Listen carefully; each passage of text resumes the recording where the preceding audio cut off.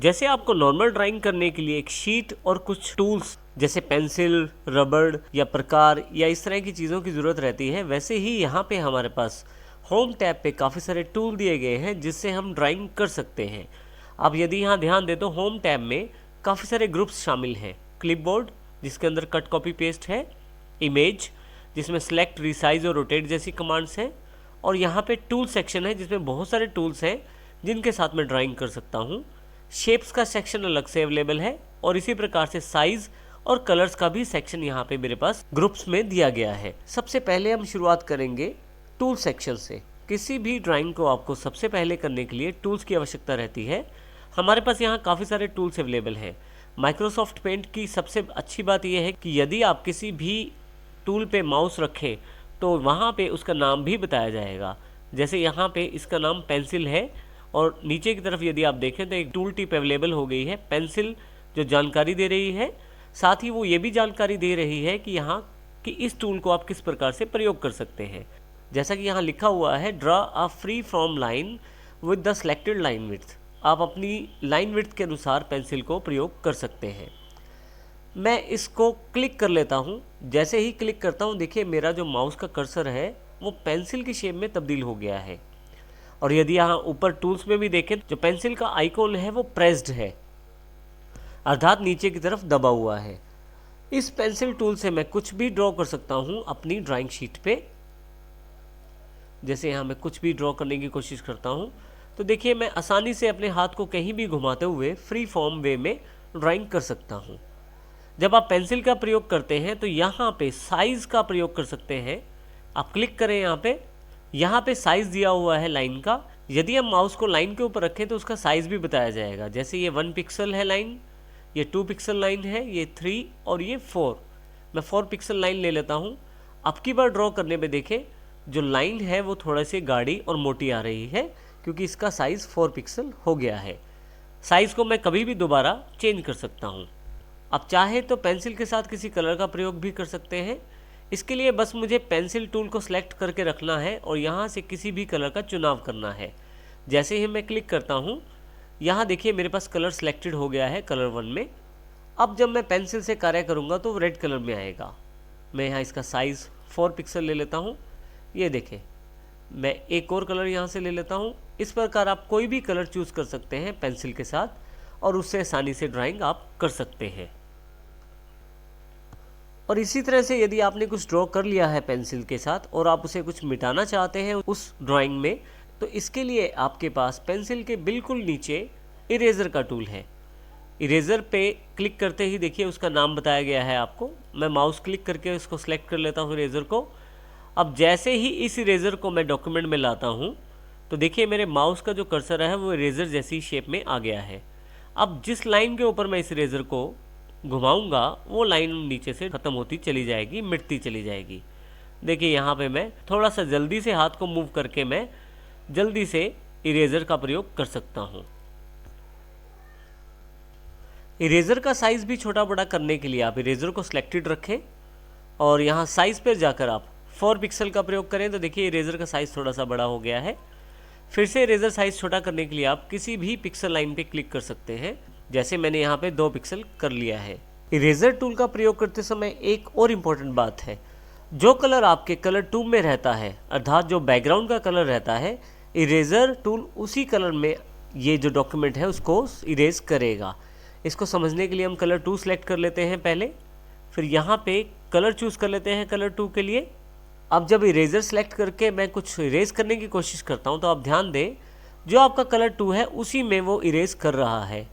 यदि आप फिर से इसे वापस वाइट कलर में चेंज करना चाहते हैं, क्योंकि हमारी ड्राइंग शीट का जो बैकग्राउंड कलर है वो वाइट है, फिर से वाइट करने के लिए आप कलर 2 सेलेक्ट करें और वाइट कलर पे क्लिक कर दें। आप देखें फिर से वाइट में इसने साफ करना शुरू कर दिया है। इस प्रकार से आप इरेज़र टूल का प्रयोग कर सकते हैं। आप चाहें तो पहले से बनी हुई शेप्स में कलर भर सकते हैं।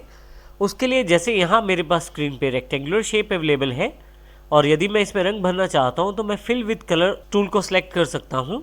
इसके लिए मुझे बस फिल विद कलर टूल को क्लिक करना है। जिस रंग से मैं इस शेप को भरना चाहता हूँ फिर उस कलर को सिलेक्ट करूँगा मैं। जिस कलर को मैं देखिए सिलेक्ट करूँगा वो कलर 1 में सिलेक्ट होता जा रहा है। अर्थात ये जानकारी दे रहा है कलर 1 की इस वक्त हमारा सिलेक्टेड कलर रेड है। जब मैं माउस को फिर से वापस ड्राइंग एरिया में लेके आता हूँ और बॉक्स के बीच में क्लिक करता हूँ तो देखिए रेक्टेंगल बॉक्स बिल्कुल रेड कलर का फिल हो गया है। इस प्रकार से फिल विद कलर का आप प्रयोग कर सकते हैं। फिल विद कलर को हम एक और एग्जांपल से देखते हैं। देखिए यहाँ मेरे पास एक रेक्टेंगुलर बॉक्स है, परंतु अब की बार मैं इसकी बाउंड्री को हल्का सा इरेज कर देता हूँ। देखिए यहाँ से मैंने इरेज कर दिया है। अब फिल विद कलर ऑप्शन को सिलेक्ट करता हूँ। रेड कलर मेरे पास पहले से ही सिलेक्टेड है।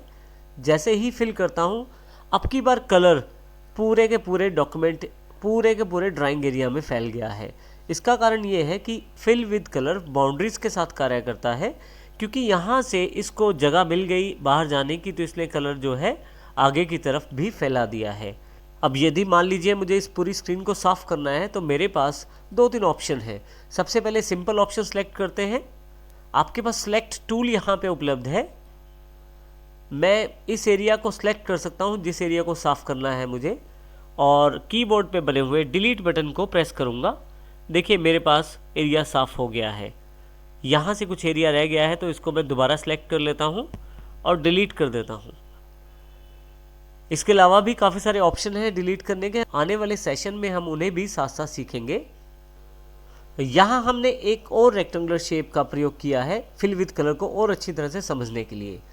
यहाँ यदि आप ध्यान देखें तो सबसे छोटा जो रेक्टेंगुलर है, जो सबसे अंदर की तरफ है, उसमें थोड़ी सी जगह छोड़ी गई है। इसी तरह से उससे अगले वाले रेक्टेंगल में भी कुछ जगह खाली है, और बाहर वाला जो रेक्टेंगल है वो पूरी तरह से बॉर्डर कवर्ड है। यहाँ से मैं फिल कलर ले लेता हूँ और यहाँ से रेड कलर सेलेक्ट कर लेता हूँ। यदि मैं इसको बीच वाले कलर में भरता हूँ, ये सभी रेक्टेंगुलर्स में फैल गया है। उसका कारण ये है क्योंकि यहाँ पे इसको जगह मिल गई है, परंतु यदि आप ध्यान दें तो बाहर वाला जो रेक्टेंगुलर है उससे बाहर कलर नहीं फैला है। उसका कारण ये है क्योंकि इसकी बाउंड्री पूरी कवर्ड है। तो इन चीज़ों का ध्यान रखते हुए आप फिल कलर का प्रयोग कर सकते हैं। इसके अतिरिक्त यदि आप ध्यान दें तो हमारे पास यहाँ 2 कलर हैं, कलर 1, कलर 2।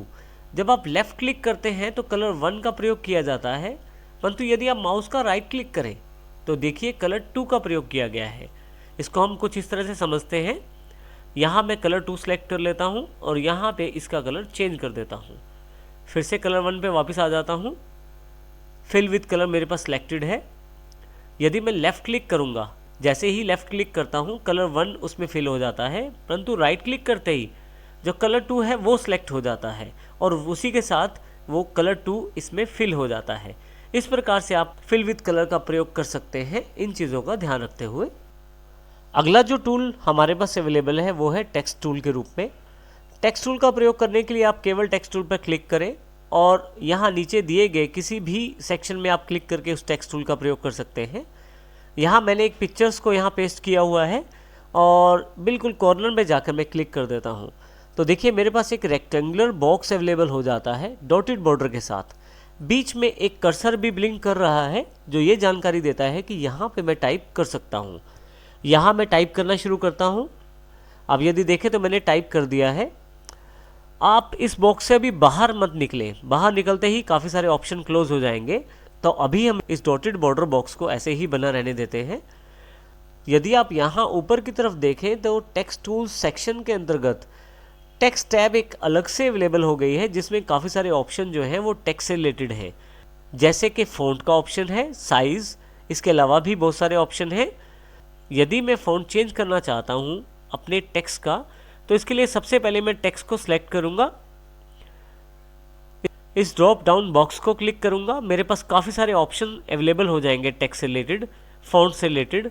अब यहाँ पे जिस फ़ॉन्ट पे मैं माउस लेके जाऊँगा उस फ़ॉन्ट के जैसा मेरा टेक्स्ट होता जा रहा है। जिस तरह का टेक्स्ट मैं चाहता हूँ उस टेक्स्ट को मैं सिलेक्ट करके क्लिक कर सकता हूँ। मान लीजिए मैं ये टेक्स्ट चाहता हूँ तो जैसे ही मैं इस फ़ॉन्ट पे क्लिक करता हूँ ब्रिटानिक बोल्ड पे, तो देखिए मेरे पास ये सिलेक्ट हो गया है। इसके साथ ही मैं अपने टेक्स्ट का साइज़ भी चेंज कर सकता हूँ। उसके लिए मेरे पास नीचे फ़ॉन्ट साइज़ का ऑप्शन है। माउस रखते ही ये जानकारी टूल टिप द्वारा आपके पास अवेलेबल है, फ़ॉन्ट साइज़। जैसे ही इस पर क्लिक करता हूँ तो देखिए माउस जिस साइज़ पे मैं लेके जाता हूँ उस तरह का साइज़ मेरे टेक्स्ट फ़ॉन्ट का हो रहा है। यहाँ मैं 28 साइज़ को सिलेक्ट कर लेता हूँ तो जैसे ही सिलेक्ट करता हूँ मेरे पास उसी साइज़ का टेक्स्ट अवेलेबल हो जाता है। इसी के साथ टेक्स्ट को मोटा करने के लिए बोल्ड ऑप्शन है। आप इसे हल्का सा टेढ़ा यानी कि इटैलिक भी कर सकते हैं टेक्स्ट को। आप चाहें तो अंडरलाइन कर सकते हैं टेक्स्ट में यू से। इसी तरह से स्ट्राइक थ्रू का ऑप्शन है, यदि आप क्लिक करें तो बीच में अक्षरों की एक लाइन आ जाएगी। अब ध्यान दीजिए, जिस जगह से मैं जिस ऑप्शन को क्लिक करके ऑन कर रहा हूं, वहीं से उस ऑप्शन को ऑफ भी किया जा सकता है। जैसे बोल्ड क्लिक किया, यहाँ से बोल्ड एनेबल हो गया है, दोबारा यदि मैं क्लिक करूं तो बोल्ड डिसेबल हो गया है। इस प्रकार आप इसका प्रयोग कर सकते हैं। इसके साथ बैकग्राउंड में आपके पास दो इंपॉर्टेंट ऑप्शन दिए गए हैं, ओपैक और ट्रांसपेरेंट।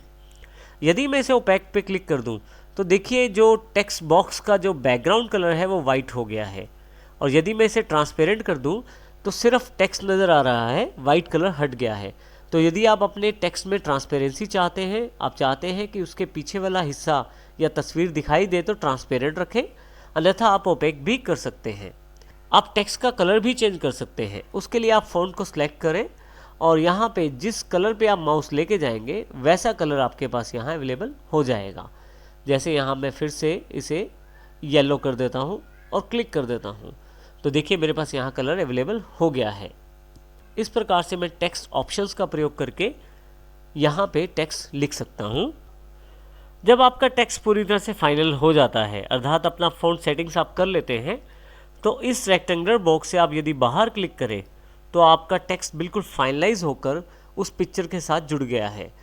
अब आप इसको चेंज नहीं कर पाएंगे, एडिट नहीं कर पाएंगे। एडिट करने के लिए वो टेक्सचर बॉक्स ज़रूरी है। अब आप दोबारा लिख सकते हैं परंतु इसको एडिट नहीं कर पाएंगे। इस प्रकार आप टेक्स्ट टूल का प्रयोग कर सकते हैं।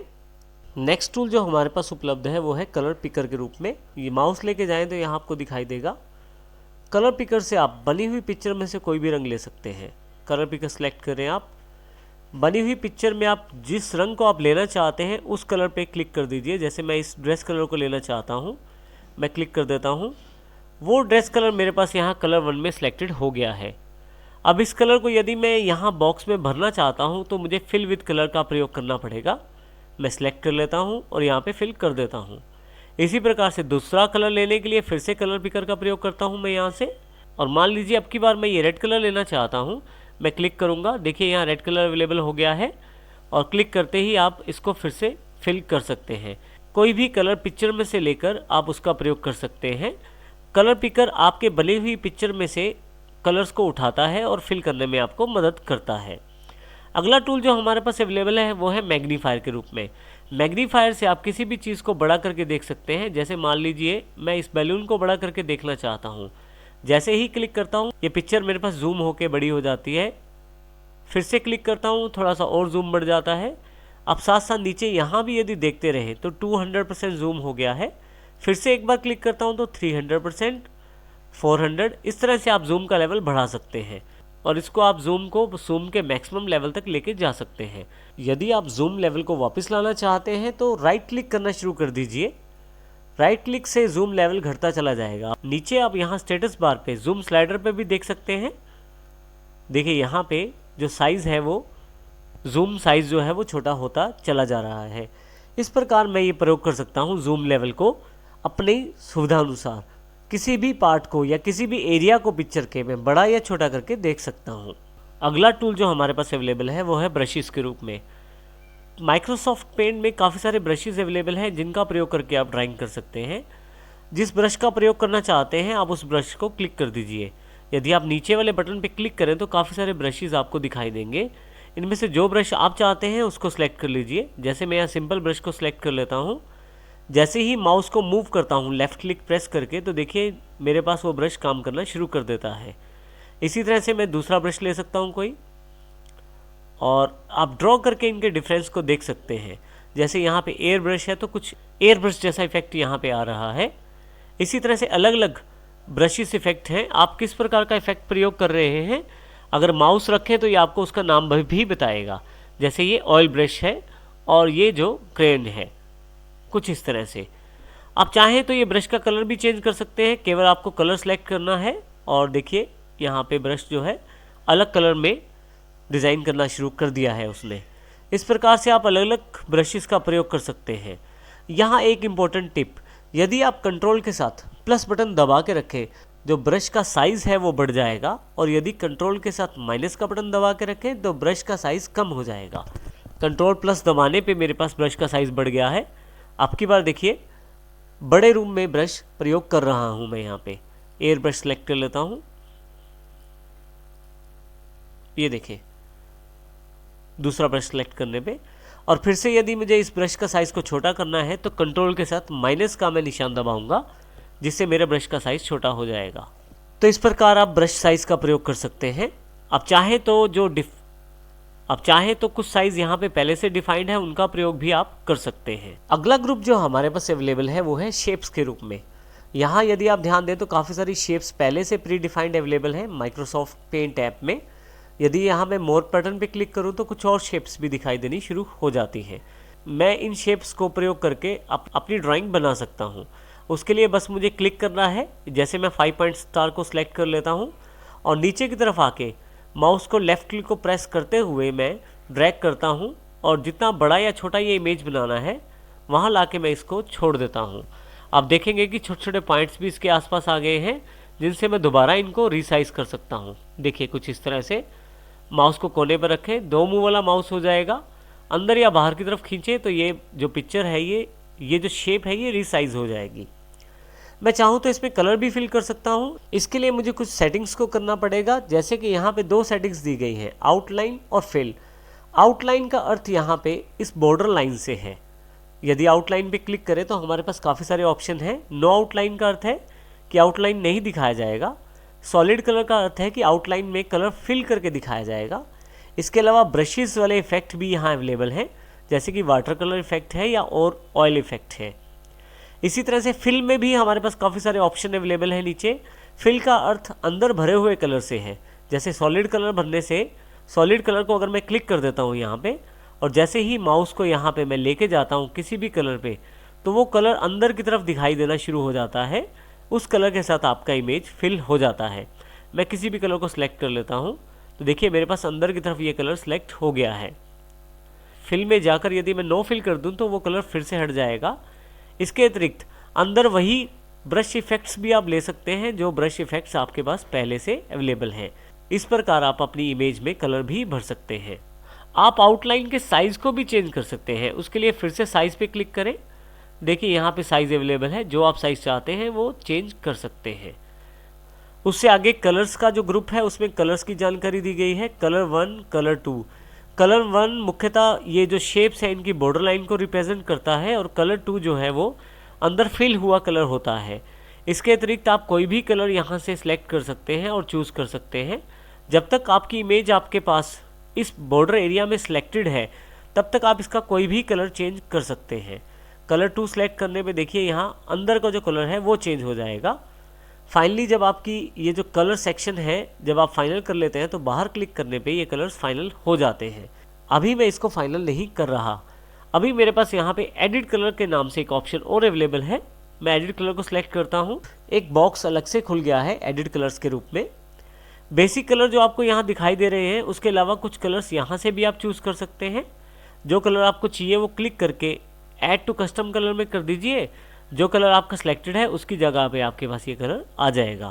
परंतु यदि आप चाहते हैं कोई अपनी मर्जी का कलर बनाना तो इस पैनल पे माउस को मूव करना शुरू कीजिए। नीचे यहाँ देखिए कलर सॉलिड पे जो कलर आप बनाना चाहते हैं वहाँ उस कलर पे जाके माउस को छोड़ दीजिए। अगर आप कलर को हल्का या गाढ़ा यानी कि डार्क या लाइट करना चाहते हैं तो ये छोटा सा स्लाइडर दिया हुआ है, इसको ऊपर या नीचे की तरफ मूव करें। पेंट आपको ना केवल कलर दिखा रहा है बल्कि उसकी कलर कोडिंग भी जनरेट करके बता रहा है। जैसे RGB में इसकी वैल्यू रेड में 231, ग्रीन में 53 और ब्लू में 22 है। कलर फाइनल होने के बाद मैं इसको ऐड टू कस्टम कलर में कर सकता हूं और फाइनली ओके करते ही मेरे पास वो कलर अवेलेबल हो जाएगा। पेंट ने स्वयं ही वो कलर जो सिलेक्टेड है वो इसमें फिल कर दिया है इमेज में। इस प्रकार से मैं इन कलर्स का प्रयोग कर सकता हूं। अब हम इमेज ग्रुप के अंतर्गत ऑप्शंस की जानकारी लेते हैं। देखिए मेरे पास यहाँ पे एक इमेज दी गई है ड्राइंग एरिया में। अगर मैं इस इमेज को सिलेक्ट करना चाहता हूँ उसके लिए मेरे पास सिलेक्ट टूल अवेलेबल है। यदि मैं यहाँ क्लिक करूँ और एक हल्का सा बॉर्डर मेरे पास अवेलेबल हो जाएगा सिलेक्शन के दौरान। जैसे ही इसे मैं छोड़ता हूँ तो देखिए मेरे पास पिक्चर जो है वो सिलेक्ट हो जाएगी। यहाँ पे इस टूल का प्रयोग करके मैं इस सिलेक्ट टूल से मैं काफ़ी सारे कार्य यहाँ कर सकता हूँ, जैसे कि इस पिक्चर को ऊपर या नीचे मूव करना। जब तक ये इस बॉक्स में है इसे आसानी से मूव किया जा सकता है। इसके अलावा इसे छोटा या बड़ा करने के लिए मैं माउस को यहाँ कॉर्नर पे रखूँगा, और यदि मैं इसे नीचे की तरफ करूँगा तो पिक्चर छोटी हो जाएगी, और जब पिक्चर बड़ी करूँगा तो पिक्चर बड़ी हो जाएगी। हमेशा ध्यान रखिएगा कि जब आप पिक्चर छोटी करते हैं तो फ़र्क कम पड़ता है, परंतु यदि आप किसी ओरिजिनल साइज़ की पिक्चर को बड़ा करेंगे तो उसके पिक्सल्स डिस्टॉर्ट अर्थात ख़राब हो जाएंगे, जिससे फ़ोटो फटी फटी नज़र आएगी। इसलिए सिलेक्शन के दौरान ये ध्यान रखना ज़रूरी है कि आप फ़ोटो कितना बड़ा करना चाहते हैं। सिलेक्शन हटाने के लिए आप बाहर कहीं भी क्लिक कर सकते हैं, सिलेक्शन हट जाएगी। इसके अतिरिक्त यदि मैं कुछ एरिया सेलेक्ट कर लेता हूँ, जैसे मान लीजिए मैंने ये एरिया सेलेक्ट कर लिया और क्रॉप पे क्लिक करूँ, तो देखिए केवल मेरे पास उस एरिया सेलेक्टेड इमेज ही अवेलेबल हो जाएगी, बाकी सारा इमेज डिलीट हो जाएगा। मैं कंट्रोल Z का प्रयोग करके वापस अंडू कर सकता हूँ इसको। नेक्स्ट ऑप्शन मेरे पास रिसाइज से रिलेटेड है। रिसाइज पे क्लिक करते ही आपके पास रिसाइज एंड स्क्यू का एक बॉक्स अवेलेबल हो जाता है। यहाँ सबसे पहले रिसाइज का ऑप्शन है ऊपर की तरफ, और नीचे की तरफ स्क्यू का ऑप्शन है। रिसाइज और स्क्यू का बॉक्स दो भागों में बटा हुआ है। रिसाइज ऊपर वाला सेक्शन है और स्क्यू नीचे वाला सेक्शन है। यदि मैं रिसाइज ऑप्शन पर जाकर मैं यहाँ रिसाइज सेक्शन में दो तरीके से चेंज कर सकता हूँ, बाय परसेंटेज या बाय पिक्सल। परसेंटेज का अर्थ है कि कितने परसेंट मैं उस पिक्चर को बड़ा या छोटा करना चाहता हूँ और किस तरफ से। दो ऑप्शन दिए गए हैं, हॉरिजॉन्टल तरफ से छोटा कर सकता हूँ या बड़ा कर सकता हूँ पिक्चर को, या वर्टिकल तरफ से बड़ा या छोटा कर सकता हूँ। मान लीजिए इस पिक्चर को मैं 120% करना चाहता हूँ, हॉरिजॉन्टल साइड से मैं 120 टाइप कर देता हूँ। अब यदि यहाँ ध्यान दे तो मेंटेन एस्पेक्ट रेशियो यहाँ क्लिक हो रखा है ऑप्शन। इसका अर्थ ये है कि हॉरिजॉन्टल और वर्टिकल दोनों तरफ से बराबर ही ये पिक्चर को बड़ा या छोटा करेगा। मैं इसे ओके कर देता हूँ तो देखिए पिक्चर थोड़ा सा बड़ा हो गया है।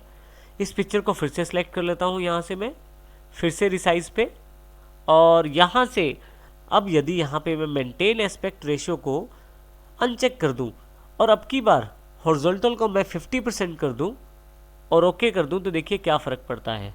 हॉरिजॉन्टल वाली साइड से पिक्चर छोटा हो गया है। इस प्रकार मैं रिसाइज कर सकता हूँ पिक्चर को रिसाइज बॉक्स का प्रयोग करते हुए।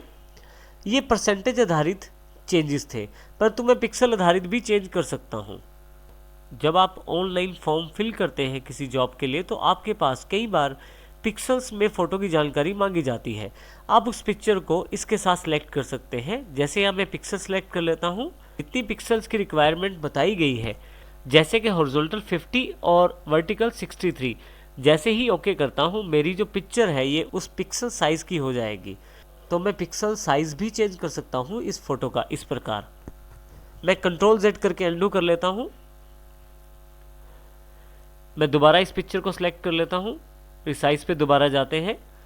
अब आप नीचे की तरफ यदि देखें तो स्क्यू का ऑप्शन है। स्क्यू में आप अपनी पिक्चर को किसी डिग्री पर मोड़ सकते हैं, हॉरिजॉन्टल या वर्टिकल दोनों तरह से। जैसे यहाँ पे मैं 20 फिल कर देता हूँ तो हॉरिजॉन्टली 20 डिग्री ये जो पिक्चर है ये स्क्यू हो जाएगा। ये देखें, कंट्रोल Z करके फिर से वापस, फिर से रिसाइज। यदि मैं वर्टिकल स्क्यू करना चाहता हूँ 40 डिग्री तो 40 यहाँ मैं फिल कर देता हूँ और ओके कर देता हूँ। अब देखें मेरा जो पिक्चर है वो 40 डिग्री के एंगल पे स्क्यू हो गया है। इस प्रकार मैं रिसाइज ऑप्शंस के फीचर्स का प्रयोग कर सकता हूँ। मैं कंट्रोल Z करके फिर से पिक्चर को नॉर्मल ऑप्शन में वापस ले आता हूँ। इसी के साथ रोटेट का एक ऑप्शन है। रोटेट में आप अपनी पिक्चर को किसी भी एंगल पे जो यहाँ दिए गए हैं मोड़ सकते हैं आप। इसके लिए सबसे पहले मैं पिक्चर को सिलेक्ट कर लेता हूँ, रोटेट पे क्लिक करता हूँ। रोटेट 90 डिग्री पे क्लिक करते ही पिक्चर जो है 90 डिग्री वाले एंगल पे अवेलेबल हो जाएगी। परंतु यहीं पे 190 डिग्री पे लेफ्ट में करूँगा तो मैं कुछ इस तरह से पिक्चर आ जाएगी। रोटेट 180 पे रिवर्स पिक्चर हो गई है। फ्लिप वर्टिकल में पिक्चर ऊपर से नीचे और नीचे से ऊपर चेंज होती है, जबकि हॉरिजॉन्टली आप देखें तो लेफ्ट और राइट में उस पिक्चर का बदलाव दिखाई देता है। तो इस प्रकार रोटेट और फ्लिप ऑप्शन का आप प्रयोग कर सकते हैं और अपनी पिक्चर को अकॉर्डिंग टू रिक्वायरमेंट चेंज कर सकते हैं। आइए अब हम पेंट के सबसे इंपॉर्टेंट टूल अर्थात सेलेक्ट टूल की जानकारी लेते हैं विस्तृत रूप में। यदि आप सेलेक्ट को ऊपर से सेलेक्ट करें तो रेक्टेंगुलर फॉर्मेट में सेलेक्ट हो जाएगा, और मैं यहाँ पे इसे सिलेक्ट कर लेता हूँ किसी पिक्चर को। सिलेक्ट करने के पश्चात आप आसानी से इस पिक्चर को कट कर सकते हैं, अर्थात यहाँ से हटा सकते हैं। इसके लिए माउस बीच में रखें और देखें मैं इसको कहीं भी मूव कर सकता हूँ। इस पिक्चर को जो एरिया सिलेक्टेड है उसको मैं वापस रख देता हूँ इस पिक्चर को यहाँ पे, या मैं कंट्रोल Z भी कर सकता हूँ ताकि पिक्चर अपनी जगह पे वापस आ जाए। सिलेक्ट के यदि नीचे वाले ड्रॉप डाउन बॉक्स पे क्लिक करूँ तो मेरे पास यहाँ पे काफ़ी सारे ऑप्शंस अवेलेबल हैं। आइए इनकी जानकारी लेते हैं। अब रेक्टेंगुलर सिलेक्शन जो हमने अभी देखा वो रेक्टेंगुलर सिलेक्शन है। फ्री फॉर्म सिलेक्शन पे आप माउस को अपनी मर्जी से हाथ से घुमाएं, एरिया सेलेक्ट हो जाएगा। अब माउस से आप जब मूव करेंगे तो देखिए जो एरिया आपने सेलेक्ट किया था वो मूव करना शुरू हो गया है। फ्री फॉर्म में फ़ायदा ये है कि आप अपने हाथ से आसानी से जो भी चाहे एरिया सेलेक्ट कर सकते हैं और उसे मूव कर सकते हैं, या उस पर कोई कमांड चलाना चाहे तो चला सकते हैं। मैं इसे कंट्रोल Z करके फिर से वापस ले आता हूँ। उसके अतिरिक्त नीचे हमारे पास सेलेक्ट ऑल का ऑप्शन है। यदि मैं सेलेक्ट ऑल करूँ, यदि हम यहाँ ध्यान से देखें तो शीट के चारों तरफ एक बॉर्डर अवेलेबल हो गया है जो आपके पास यहाँ डॉटेड बॉर्डर के रूप में दिखाया जा रहा है, अर्थात पूरा का पूरा जो ड्राइंग शीट है वो सिलेक्ट हो गया है। यदि मैं अब सेलेक्ट करने के बाद डिलीट बटन प्रेस करूं तो ये सारा एरिया जो सिलेक्टेड है वो पूरा का पूरा इमेज डिलीट हो जाएगा। जैसे मैं डिलीट प्रेस करता हूं, देखिए इस प्रकार आप इसका प्रयोग करके पूरे पेज को साफ भी कर सकते हैं। मैं कंट्रोल Z करके फिर से वापस आ जाता हूं। यहाँ पे सिलेक्ट में नेक्स्ट जो ऑप्शन यहाँ पे है वो है इन्वर्ट सिलेक्शन। मान लीजिए मैंने थोड़ा सा एरिया सेलेक्ट किया है, परंतु अब मैं इस एरिया को पूरे पेज तक फैलाना चाहता हूँ, तो यहाँ पे मैं इन्वर्ट सिलेक्शन क्लिक करूँगा। देखिए पूरा एरिया सेलेक्ट हो गया है पेज का। इसी प्रकार से आप डिलीट भी कर सकते हैं किसी चीज़ को यहाँ से क्लिक करके। मान लीजिए यहाँ पे मैं रेक्टेंगुलर सिलेक्शन से कुछ सेलेक्ट कर लेता हूँ और यहाँ से मैं डिलीट बटन प्रेस कर देता हूँ। इमेज का वो हिस्सा डिलीट हो गया है जो सिलेक्शन में था। वापस लाने के लिए फिर से कंट्रोल Z का प्रयोग मैं कर सकता हूँ। इसके अलावा ट्रांसपेरेंट सिलेक्शन का ऑप्शन अवेलेबल है। मान लीजिए किसी चीज़ को मैं यहाँ से सिलेक्ट कर लेता हूँ और इसको अगर मैं नीचे की तरफ लेके जाता हूँ तो पीछे का जो वाइट बैकग्राउंड का कलर है वो भी सामने दिखाई दे रहा है। यदि देखें तो येलो कलर पीछे वाला दिखाई नहीं दे रहा, बल्कि जो वाइट कलर एक्स्ट्रा सिलेक्टेड है वो भी पिक्चर के साथ आ रहा है। ऐसे केस में मैं सिलेक्ट पर जाकर ट्रांसपेरेंट सिलेक्शन को क्लिक करूँगा तो देखिए अब की बार जो सिलेक्शन हुआ है वो ट्रांसपेरेंट सिलेक्शन में कन्वर्ट हो गया है। इसमें वाइट बैकग्राउंड या और किसी तरह का बैकग्राउंड पिक्चर के साथ नहीं आता। तो इसमें मुझे ये आसानी हो गई है कि मेरा जो वाइट कलर है वो इस पिक्चर के साथ नहीं आएगा। देखिए मैं यहाँ सेलेक्ट कर लेता हूँ और इस पिक्चर को नीचे लाने की कोशिश करता हूँ तो केवल पिक्चर ही साथ में आ रही है, ना कि उसका वाइट बैकग्राउंड। तो इस तरह से मैं इस ऑप्शन को यहाँ से दोबारा ऑफ भी कर सकता हूँ, जिससे वाइट बैकग्राउंड भी साथ में वापस आ जाएगा। इस प्रकार हम सिलेक्शन का प्रयोग कर सकते हैं और सेलेक्ट करके काफ़ी सारी ऑप्शंस को या कमांड्स को चला सकते हैं। नेक्स्ट ग्रुप जो हमारे पास अवेलेबल है वो है क्लिपबोर्ड ग्रुप के रूप में, जिसमें कट, कॉपी और पेस्ट 3 कमांड्स अवेलेबल हैं। कट कॉपी को प्रयोग करने से पहले हमें सेलेक्ट करना ज़रूरी है। अब देखें यहाँ पे ये दोनों कमांड इस वक्त डिसेबल्ड हैं। मैं क्लिक भी करता हूँ तो किसी भी प्रकार का रिएक्शन नहीं होता इन कमांड्स के साथ। तो इसके लिए मैं सबसे पहले सिलेक्ट कर लेता हूँ इमेज को। यहाँ यदि मैं कट पे प्रेस करूँ, देखिए अब कट मेरे पास अवेलेबल हो गया है। माउस ले जाते ही यहाँ पे शॉर्टकट की जानकारी भी आपकी स्क्रीन पे है। जैसे कि यहाँ पे बताया गया है, Ctrl+X को दबाने से वही काम होगा जो कट को प्रेस करने से होगा। अब मैं यहाँ कट को क्लिक कर देता हूँ तो देखिए यहाँ से जो इमेज सेलेक्टेड थी वो कट हो गई है। मैं अगर पेस्ट पे दोबारा क्लिक करूँ तो वो इमेज यहाँ पे अवेलेबल हो गई है। इस तरह से इमेज को मैं एक जगह से मूव कर सकता हूँ दूसरी जगह पे कट का प्रयोग करते हुए।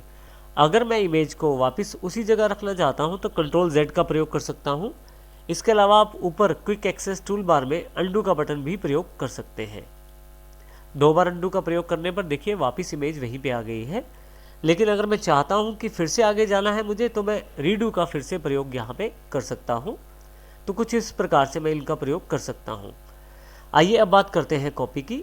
सबसे पहले सिलेक्ट कर लें आप किसी इमेज को, कॉपी पे क्लिक करें और पेस्ट पे क्लिक करें। देखिए आपके पास इमेज पेस्ट हो गई है। अब जितनी बार आप पेस्ट पे क्लिक करते चले जाएंगे उतनी बार ये इमेज आपके पास अवेलेबल होती चली जाएगी। इस प्रकार आप कट और कॉपी का इस्तेमाल कर सकते हैं पेस्ट के साथ।